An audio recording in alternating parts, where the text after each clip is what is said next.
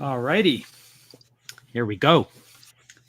Hello. So welcome, everyone. Welcome to the Raise. So this, let me tell you a little bit about the Raise. The Raise is going to be a real-time interactive series on how to raise money. This is by no means a workshop or a seminar, but it is actually a behind-the-scenes look at the research, the decisions, and ultimately the actions that I am going to take personally while raising money for my next startup. It's a new company called Fundraising. And we hope that by letting you see everything that I go through, that you'll also get a chance to understand the process and be able to follow along for your own efforts. Well, in this series, I'm going to be playing the role of mentor and investor. I'll ask the same questions that I would ask as an investor to any startup. The big difference is, though, that I'm going to be giving my insights to Greg on the best way to answer some of the questions that an investor might be asking. And more importantly, we want to know your questions as well. So please ask them in the comments section or on our website, foundercraft.com, or email us at raise@foundercraft.com. So, Greg, if you're ready, let's get to it. All right. I think I'm ready. So as you can see, I wore my my vest. We didn't even plan that. No, I got a vest too, but it's not, a VC vest. It's more of a. I have the startup version, so mine's from Uniqlo, and it costs like $20. Nice. But Pankaj, before we dive in, I think just sort of as a first setting the stones here, I think it's a little important for everyone to understand a little bit, at least about me, and certainly I think about you. Yeah. And so I wanted to tell you just a quick little bit about me. My name is Greg Narain. I've been a serial entrepreneur for the entirety of my life. I live in Denver today, but I currently, I previously lived in San Francisco for about 12 years and then New York City for 30 or so years before that. I've started more than a dozen companies. I've generated revenue in almost all of them. The last one that I started was a company called Shoot. We were in YC in the Winter 12 batch, and we raised, about $16-17 million through our Series B, all the way through the point that it was acquired in 2018. I have had every imaginable role inside of a startup. So I've been, my background is actually in design and development, but I'm largely a product person. But today, I am now the co-founder and the CEO of a brand new company called Fundraising. And we are building a CRM for social customers. And that will be important to all of you over time, because that is the thing that we'll be dissecting with a, with a microscope for the next several weeks. Yep. All right. Well, a little bit about me. My name is Pankaj Jain. I have been an operator and founder for many years. I started my career on Wall Street, did the whole JP Morgan thing way back when. And since then, I've joined a bunch of startup fintech companies, worked with them for many years. The biggest one was Global Financial Services, which we took public in 2007 and was later acquired by SS&C, I think, in 2010 for, I think it was a little over $1 billion, but I'm not 100% sure. I've been an entrepreneur. I started a company in India back in 2007, and been doing a lot of community building stuff, and been a VC and angel investor for about 10 years now. So my current role is advisor and mentor to a couple of funds and startups, and so I'm going to be playing that role here with Greg. Yeah. Well, thank you for playing along. And for backstory, Pankaj and I have known each other since about 2007. We met actually in India, despite both living in Queens, I think, at the same time. Yep.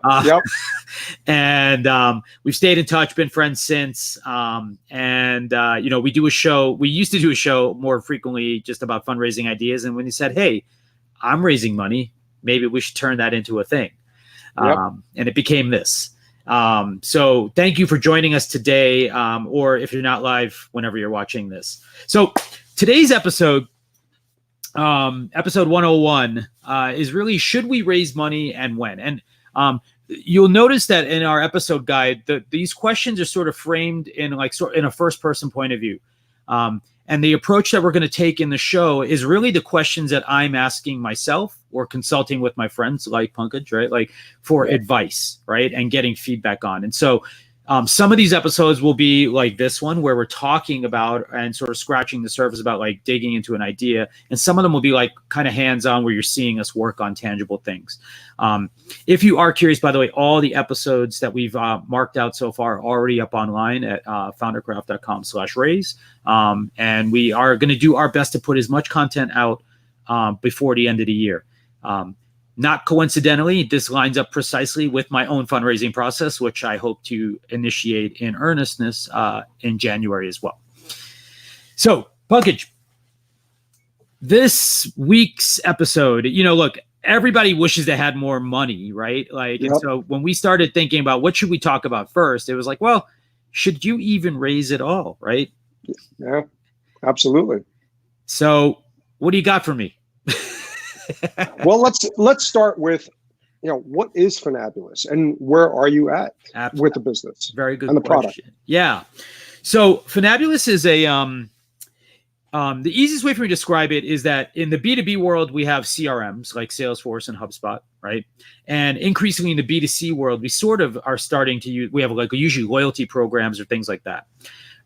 But the space that's not covered where we see more and more traction is actually in the social space, right? So your customers are now followers, right? And so that whole space is basically uncovered by like any kind of marketing funnel, any kind of CRM, any kind of automation. And so Funabulous is a platform to help anyone building a social following that wants to turn them into customers for managing and automating interactions with that audience. Okay, so are there other folks that are doing anything similar? I haven't seen anything specifically targeting social users or social influencers yet, but have you seen anything? I think so. From a direct competitor point of view, this is the classic. Sorry, I know I'm going to give it, but there is no direct competitor right now. It's amazing, right? But I say that, but there's a lot of threats, right? Yeah. So today, traditionally, when you hear about a CRM for social, it's usually a CRM for managing the influencers that you're working with, right? Mm-hmm. And there are certainly like ways to potentially use traditional CRM to accomplish some of these things. The big difference, I think, is that the life cycle of a social customer is significantly longer than the life cycle of a sort of like even a B2C customer or a B2B customer, right? Mm-hmm. Because in the traditional marketing environment or sales environment, like a customer comes to your website, they interact with you, right? And then you sort of start to aggregate data about them. But in the social world, we don't own those platforms. We don't own the space that those customers are on. And so those folks may be following us for a really long time, right? But they may not actually become a customer for quite some time. And what they really forgot to start the other camera. Sorry. And what they really appreciate is, and what they really want is they're looking for the opportunity to get to know the brand better, to like understand, find out when you have offers, find out when you like have new products, and then ultimately they want to engage at their own interval, right? And so when we think about like who the competition is, it could be something like a Salesforce or a HubSpot in the longer term. It could be a company like a Sprinkler, or something like that as well. And it could be any of these tools that already CRM sort of social followers in one way or another, but not necessarily for this use case, right? Okay. So like some of these social CRMs that you see now, but that are managing influencers could be managing customers potentially. Okay, got it. So how far along are you with the product? I mean, do you have a working product right now that people can try out? We do. So we had the idea for this product. It started actually when we were at Shoot. Right. One of my original visions for what Shoot would become was a relationship manager between you and your most avid fans. Right. But, as startups go, we sort of started doing our thing and got drawn into a different pathway by our customers. And sort of that became what we were. Mm-hmm. And it became very difficult to sort of, I think, pivot over to being like this other thing. And so now I've regrouped with actually 3 of my colleagues, one of my old co-founders from Shoot to actually start this new company. Gotcha. Now we started about a year ago, or actually maybe a year and a half, 2 years ago, prototyping different ideas, different ways to engage, different ways to test some of this stuff. But we had some fits and starts, and we had some challenges, and I think we finally landed on where we want to be as sort of like what we believe is our MVP. So we've built that product now, to where there's a back end, there's a front end experience, and we've even had some customers beta testing it and using it to great success. Okay, good. Okay, all right. So you've been bootstrapping it for some time now. You've got a product. You've got a team, I presume? Yeah, there's 4 of us. Yep. Okay, so you got a team of 4. What kind of prompted you to start thinking about raising money?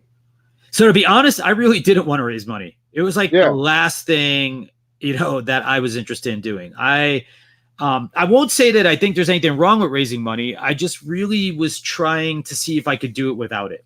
Right.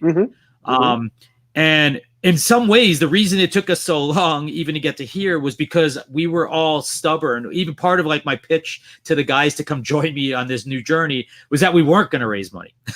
Right. Oh, wow. Okay. Because, we did shoot for 7 years. It was a long drawn out process. And, I wish I could say like we had like a massive return from like our time invested there, but that just wasn't the case. Right. Okay. And so we funded it, like we had enough to fund it on our own and sort of to get to where we got to now, but it certainly we don't have the freedom to have everyone committed. So for example, one of our 4 is only like barely involved now. He's like working nights and weekends, right? Okay. And the other 3 of us are still having to do some form of like consulting or other work to sort of, help us like stay afloat and cover whatever incremental costs there are so far. Yeah. Well, putting food on the table is important because without food, you're not going to get your startup very far, right? Yeah. Okay. So you got real reasons to raise money other than the fact that, the business needs money, right? What do you see this opportunity as being? Like, how large do you see the market? Have you done any numbers to see, what's the size? It's a really good question. And, I've started doing the research, and the top-down numbers are the easier ones, but obviously those are usually BS, right? So I don't want to like sort of squawk those at you. But like I think for a frame of reference, when we think about like the analogs of the companies that we're like, we look at it from the point of view of like CRM is somewhat a massive opportunity today, right? Like, you look at a company like HubSpot, you look at a company like Salesforce, they do tremendous revenue. I know like for a fact, for example, like annually we have about $42 billion spent on CRM, right? Wow. And here's the interesting thing. 14 per, and the marketing department increasingly is sort of like involved in sort of this process, like sales and marketing have been converging over time. But the CRM side alone is that 42 billion, right? Out of that, about 14% of your marketing budget now is actually going to social media. Right. Okay. So brands are heavily investing in this. Like, just as an anecdote, like a huge company like Estee Lauder recently committed that they're moving 75% of their advertising and marketing to influencer marketing. Right. Oh, wow. Okay. Yeah. And so like influencer, social network advertising, like how much we're spending there to draw in these customers, right? $32 billion a year. How much are people spending on influencer marketing? It's about $6.5 billion a year. Right. So there's large numbers being put up like to invest in the category. But as I said, there's sort of no net to catch those customers. Right. Okay. And so when we look at like our sort of market of like who are the customers that we think are out there, the way that I sort of approached trying to frame this problem was to look at how many people have developed a following online that is of somewhat significant size, right? Yep. And so of those numbers, for example, like all the money spent on advertising, like Instagram is like the king of the hill, right? They get the lion's share of that. So if I just use like the Instagram numbers, right, like just their membership, today there's 120 million accounts that have more than 10,000 followers, right? 120 million accounts with over 10,000 followers. Yes. So I know it is somewhat scary when you think about like how big the market could be, right? But let's go. We're not going to get all those people. Like all those people don't say give a crap, right? Yeah. But there's something like if you look at just the people who have 500,000 followers or more, who clearly are in the business, right? Yep. There's still like 4 million of those. Wow. Right? Okay. Yeah. Okay. So like, and you didn't. So these are professionals. These are people that are using Instagram as a business and likely earning some money from it. That is our theory for sure, right? Okay. It is that if you've bothered to accumulate more than 500,000 followers, that account is no longer just like for fun, right? Right. That it's actually like a business asset to you, right? And so, except, other than celebrities, perhaps, right? Celebrities, and I believe celebrities also should be using something like this too. Yeah. Yeah. Okay. Gotcha. Yeah. So I don't discount celebrities. I think celebrities. Here's the difference. For us, you don't need to be a business, right, to actually use our system. You have to be you have to be someone who's acquired an audience, because the future is about audience development and management, right? And sort of then marketing and converting that audience into opportunities, right? Yep. And as we know, celebrities, they're constantly turning their audience into opportunity, right? Yeah. Yeah. So just to give you some numbers, accounts with more than 10 million followers, there's 490 of those. Wow. Okay. Right. So if you just think about that, right? Like for example, Nike has 95 million followers, right? The Kardashians, all those folks have more. Yep. But the 1 million upwards, right? Like 1 million plus there's 2 million. I was wrong even. 500,000 followers and up. There's 16 million accounts with 500 to 1 million followers. Wow. Okay. So what we're saying is, even if we only focus on that tier of customer, right? Yeah. Like that tier of account, we have a somewhat high probability that those kinds of people do want to monetize their followers. Right? Okay. So now from a Funabulous perspective, have you sat down and looked at, what is the potential market size, total addressable market size for you in terms of, let's say it's 16 million people that you're targeting initially to start with. And let's say you're getting, 1% of those. That's 160,000 potential users or customers, right? Yeah. Now, how much are they willing to pay? And, when you expand out to Snapchat, Twitter, Facebook, LinkedIn, TikTok, other social channels, how large does the market become? Have you done any number? I haven't even gone past Instagram, and I've done that intentionally. Right. Like, as far as I'm concerned, there's a ton of gravy left on top of it. Right. Because like, I think we get to $1 billion, like for, at least from my understanding, most folks want us to be able to like sort of sketch a line to, $1 billion. Right. Yeah. And I think I could do that with Instagram alone. Right now, of course, there's still YouTube, there's still Facebook. Right. So this isn't limited in any way to like any social platform. It works anywhere that you've built an audience. So Facebook, LinkedIn, Instagram, Snapchat, TikTok, doesn't really matter. If you can share a link, basically, right, you can basically leverage our platform. Yeah. Okay. All right. So that's good. That's good to get an idea of like, all right, this is the broad market. I think there's still some homework for you to do. Yes. Kind of pinpoint, like, how much money can this business actually make? Is this a $1 billion business, or is this, a $10 million business, right? That annualized, right? Yes. So I think there's some number crunching that you guys probably want to do behind the scenes to figure that stuff out before you actually go out. Yeah. All right. So that's a good start. I think it kind of makes sense that you would want to go out and fundraise at this point, right? Like, it seems like there's a large enough market. There's a lot of players that are on the fringes of this market, but haven't directly targeted the exact user in a way that is native to them, perhaps. Right. Right. Traditional CRMs. I think there was a comment on YouTube about how traditional CRMs have plugins that will tap into social, but those are problematic and they don't really work as well. It's more of an afterthought, whereas I think what you guys are doing is trying to build this from the ground up. And like you said, it's not just for businesses, individuals can use it as well. Yeah. So our customers are brands or influencers, right? It's not limited to, so individual consumers can also buy the product basically. Right. Okay. All right. So,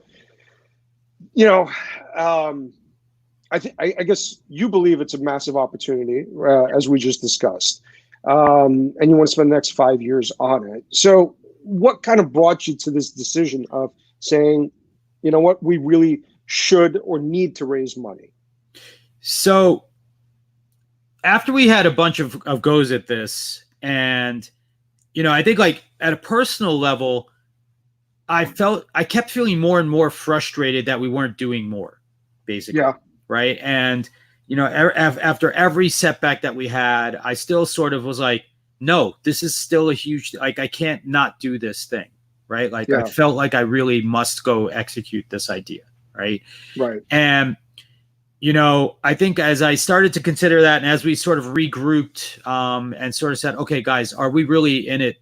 Like it's either like we don't believe this is a big opportunity, which is why we're not spending more time on it, or we feel like to commit to it, we need some resources, right? Yep.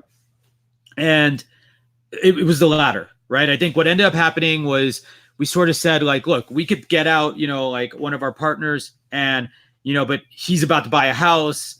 We're older now, right? Like we're not like we're in the past. I'll be 45 or 2 months from now, right? And I've made a commitment to like my family that I'm not going to start like doing things like the way I used to do them, right? Yep.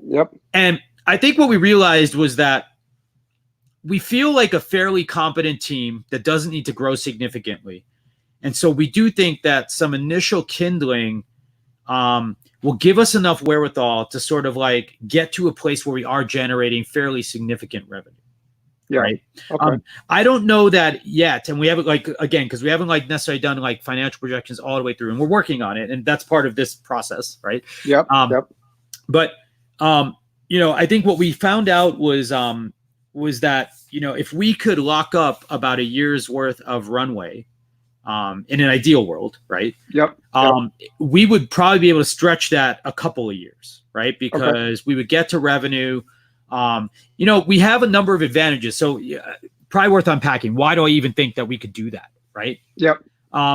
We've been in this space, before I started Shoot, I was at a company called Clout, and I was the first employee, and I ran product there for a while before I started Shoot. And that gave me access to the early influencer market. Right. And then Shoot was a user generated content platform where we were working with influencers and your most influential customers. Right. And in both cases, I was selling to brands. So over this time, I've developed relationships with a number of the companies who are the interface to brands. I've developed a lot of relationships with brands directly. It's why I know this product so well. Right. Yeah. Is because we saw these problems up close at both of these companies. Right. At both of the companies that I was at. And my team was with me, like for that whole time. So we've worked together for 6 or 7 years. We already know like that we can engineer any solution. So we're really not worried about like engineering breadth as a thing we need to scale. Yeah. And so when I started to look at that, it started becoming a question like, how long do we want to wait to be in market? Because like, as I mentioned, those other risks could potentially start to collapse on us, because what's happening in the space is the brands are starting to demand more, and someone's going to rise to the challenge of giving that more thing. And I want to be able to say that we help create the standard for what more looks like before I let somebody else define it. Right. Gotcha. And I don't think we can do that bootstrapping, waiting till we can liberate each employee one at a time, by getting to $5,000 or $10,000 a month in revenue to start taking out salaries. Okay. All right. So, all right. That makes sense. I mean, it's a large enough market. You guys have the ability to execute, as we've seen. You have some pedigree. I think your biggest challenge might be the fact that you don't have any paying customers so far. Yep. Right. As you've seen the market move, the even early stage seed, pre-seed, whatever you want to call it today, does require some sort of traction. Right. Yep. But at the same time, a lot of those founders that are raising money at that stage aren't serial entrepreneurs. They may be on their first or second startup. So, you've had a successful exit. You've made money for presumably your early investors in Shoot. So that's probably a good place to start, right? Like maybe not going to institutional investors, but really targeting, or even early stage seed funds, but really targeting friends and family, folks that either know you really well or folks that have invested in your previous startup and have made money and like, hey, Greg, wonderful. You're doing another startup. Here's some money, right? It may not be a large check, but it's enough to kind of get them hooked into what you're doing, get them involved, and as you know, help you out in more ways than just writing a check, right? Absolutely. So, I think that's kind of where I would suggest you start, and really, the when of raising money is kind of, I think for most founders, it's, or most startups, it's, you're always raising money, right? The when is kind of, it's implied that you're always raising money, and that's kind of the culture that Silicon Valley has bred, always be raising. But, I think reality sinks in after a certain point and you realize, well, you know what, it may not be easy to raise money at any point in time, but right now things are getting even harder to raise money. Right? Like, I think the requirements that investors have before they put money into a company has increased. People are looking for more proof points, not necessarily product market fit, but they want to see proof points that show that there's a high likelihood that this company is going to go somewhere, right? And though there's a lot more money out there, I think that money is also subject to global macroeconomic conditions. And, one day we hear that there's a recession coming, and another day we hear that, Saudi and Chinese money can no longer be accepted. So, there's all kinds of things that we can't control. That the point that I'm making is that it creates uncertainty in an investor's mind of where things are going.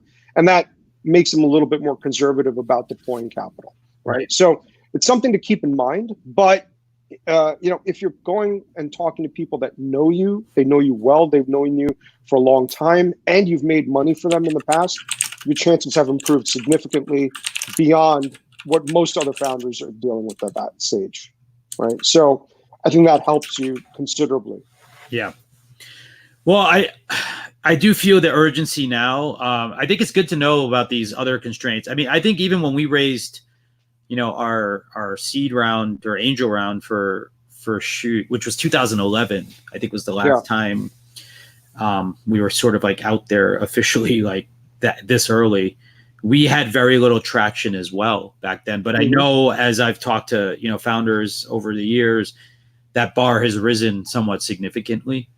And I think, our goal, and part of why we want to wait like until January. One, I think timing wise, end of the year, it's iffy. I've definitely heard some people are like, I get a lot of deals done in December, and but common sort of wisdom is like it's a tough time of year. Absolutely. I mean, look, I did a deal with a large VC here in New York a couple of years ago. And I kid you not, I think the deal was signed on Christmas Day or Christmas Eve or something like that. Right. So, there are people that are out there doing deals. It does happen, but it's hard. People are gone, right? People are on vacation. And at least mentally, people have checked out for, post Thanksgiving.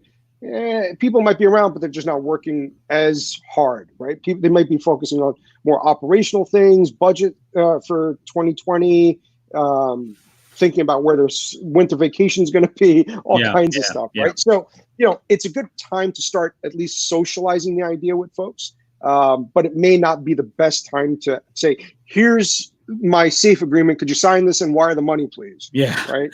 Right. Right. That might be a little bit harder, but it's a good idea to say, hey, if you're around, I'd like to come by and tell you about what I'm working on and, show you the product. I think that's an important thing to have when you start hitting the road and socializing. The idea is have either a video that shows the product working from end to end, and ideally have a demo login that you can share with some folks and say, hey, here's the demo login. You can use that. We're not signing up any new users right now, but, try this out. And then when you're at the point where you can say, hey, try it out with your own login, even better. And would that be your advice, you think, like to most founders now? Like if I've not focus on getting to a demo that you can give to people, to try before you try to raise? It depends. Well, I don't think you need to do it before you try to raise, but I think you should always have a demo version of a product ready to go, because different investors ask for different things. Some investors will say, look, I don't care about your pitch deck. I don't care about anything. Just show me the product, right? All right, let me look at this. Let me play with it. Now I get it. All right, now tell me what you want to do with this, right? And other investors will say, all right, just go through your pitch. Let me hear your pitch. And then dive into who's using the product. How much are they using it?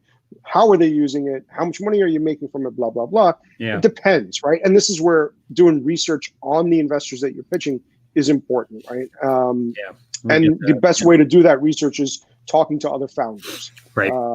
So, in your case, it's a little bit different because you're the first batch of investors that you're going to talk to are people that you know, and more importantly, that know you or have had past success with you, right? So it's a little bit different. They may not even care about the pitch. They may just say, hey, show me what you've built, Greg. And, you think this is going to be big? Yeah. Okay, fine. How much money do you need? All right, this is how much I can do. Right. So in your case, it's a little bit different. But I think for most founders, they should have the demo ready to show at any point in time, right? Yeah. Whether it's a customer or an investor. Right. Just be able, you might bump into somebody at a conference and be like, hey, this is what we built. Just look at the video, right? 30-second video. I think that's important. I have a video I keep on my Dropbox, basically. Everyone I think always remembers that, that whole story about how Dropbox got started, right? Like where it was like a video, of a thing. And I don't know if that actually works anymore, but I don't think it works like that, but I think it's an easy way to just show people like, hey, we're serious. We're not just blowing smoke, right? Like this is a real product. This is something that we built. So I would suggest that founders have that ready. If they can actually give people the ability to log in and create their own account, even better. But sometimes you want to control that, right? You want to have a little bit of especially when the product's really early, you want to control that a bit. So the video works a little bit better, I think, for that. I wanted to just jump back for a second when we were talking about seed rounds and kind of where things were 2011 versus today. There's a really good deck that Pair VC had put out on SlideShare recently, and I'm going to share the link with you right now. Maybe you can add it to the bottom of the banner if you can. If not, we'll throw it into the show notes later on. I can actually comment it. The power of technology. I could send this out to all of our channels right now. Oh, perfect. I think. We'll see what happens. All right. I just posted a comment. Wherever you are, you should see it. But yes, this was a great. I remember looking at this deck, and it was a really good. It's a little rough to type in, but there it is. If you want to type it. But so I appreciate that, and I do feel like it is the time to sort of like buckle in and sort of try to do this. We have a lot of other topics to dive into, and so by the way, if you do have questions, you feel free to leave them, down below, or shoot us an email. We'll be happy to answer them as well. So part of why I'm waiting until January is to do a little bit of what you said, right? Mm-hmm. We have like our login authentication, but we don't have a way for you to onboard new customers. And so part of what we want to do is try to get to that point as well in the next, in the next couple of months. The other problem, it's an interesting challenge for me as well, though. End of year also makes it harder to recruit new users, right? Yeah. And so, like, in my mind, I'd ideally love to like have charged somebody something for our product before I talk to any investors. Yeah. And I think I can actually do that with some of the people we've been beta testing with. But I still think we need another month probably to do that. And so a lot of this work that we'll be doing together here is actually in preparation, while behind the scenes, the guys are building up to us to that point as well. Yeah. Yeah. No, it makes sense. I think the timing works out for us doing the show, as well as the time of the year and all the kind of background work that you need to get done in order to actually go out and start pitching. I think, what matters to investors is the most important thing is, can this product be big, and can this team execute on that, right? Yeah. And you have some history there, which will help you. You have a product that works. You've got people that are beta testing it right now. So you've made some good progress. Yep. The money that you're raising, it's going to be spent on team mostly, right? And some marketing, right? So, which is also reasonable. Now, I guess the next question I have, and this is a question for next week, is how much money do you need? Yes. So that is a question that I have been noodling about on, and I will have join us. I think we're going to do this next Friday, right? At the same time. Yep. So by all means, if you're watching this, you should tune in next week at the exact same time, 9:00 a.m. Pacific, 12:00 Eastern time, next Friday, November 8th. And we will be going into specifically like the process I use to figure out how much to raise. And we'll see if I made the right sort of assumptions when we do get there. So thank you, everyone. This has been an episode. We're going to jump into questions just after, but we're going to wrap the show part right here. We did have one comment from Ankur. And Ankur did mention, popular CRM players, have extensions that pick conversations from social channels where they're mentioned. It puts it into tickets. Yes, this is it is a thing that does happen. We've done this in the past. It is not scalable because it starts.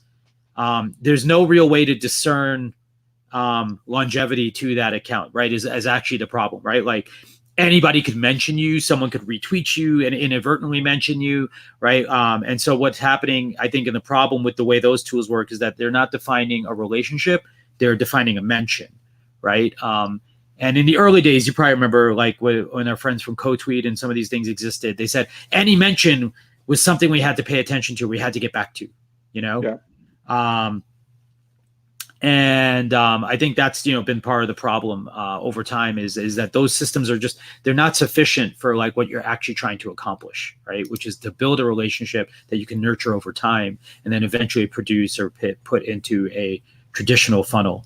Ankur has one more question. Actually, he said it'd be great to have a peek or private access to the pitch deck as and when you start pitching. We will be making this available actually in some forms. In some form, and we're going to try to actually go through some of the creation live with you guys. Yeah. So if you do head over to our site at foundercraft.com/raise, why don't I actually share that just so I can show that to folks right now?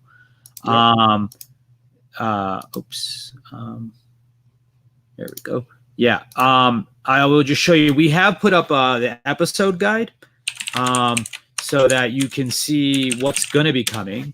And one of the things that we are going to be quite intentionally doing is actually stepping through the deck itself. So we'll be dissecting the deck a few slides at a time and going through what I have actually done in the process. And this is going to be, I think, the most important part. Oh, can you even? That's weird. It's not showing. Oh, there it is. No, I can see, okay. I can see it. Yeah. So I think part of the process is to show you not like how to lay out the slide and all that stuff. I think there's a lot of that stuff available already, right? But the goal is really to show you the thought process behind it. So, how did we sort of make the decision that, I bet you, for example, you've got 100 problems that you think your customers have. How do you pick which one it's going to be that you talk about, right? And so those are the kinds of things that I'm hoping to sort of bring up and sort of be able to chat about with Pankaj and get feedback, because I don't know if I'm making the right choice or prioritizing the right information per se, right? In talking about some of these topics. Yeah. So thank you everyone for joining. This has been The Raise, our first episode. I hope you are happy. We love your feedback, your input on anything we can do better. And certainly we love your questions. If you head over to foundercraft.com/raise, you can give us questions for future episodes as well. And at any time, if you want to just hit us up through email, feel free to hit us up at raise@foundercraft.com. We will be back next Friday at the exact same time with our second episode, where we'll be taking a look at how to figure out how much you should raise by looking at the pathways that I'm going to be considering in my fundraising process as well. So thanks, everyone. It's been a wonder, and we will see you soon. Have a great weekend. Thanks, everyone. Have a good weekend.